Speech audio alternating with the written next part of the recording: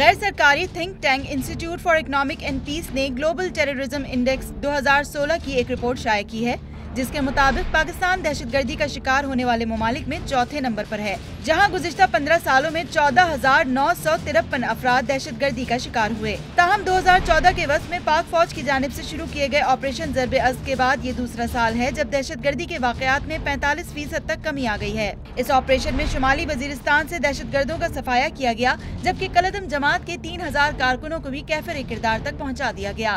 2015 میں کالعدم تنظیم کی جانب سے کی گئی دہشت گردی کی کارروائیوں میں 240 افراد ہلاک ہوئے، جبکہ 2014 میں یہ تعداد 544 تھی۔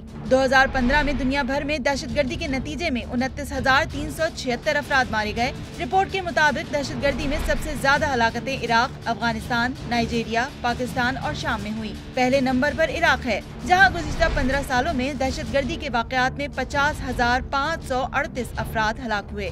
دوسرے نمبر پر افغانستان ہے، جہاں 15 سالوں میں 22,730 افراد ہلاک ہوئے۔ تیسرے نمبر پر نائجیریا ہے، جہاں 15 سالوں میں دہشت گردی کی نظر ہونے والے افراد کی تعداد 17,097 تھی۔ گلوبل ٹیررزم انڈیکس میں فرانس 29ویں، روس 30ویں، برطانیہ 34ویں اور امریکہ 36ویں نمبر پر ہے۔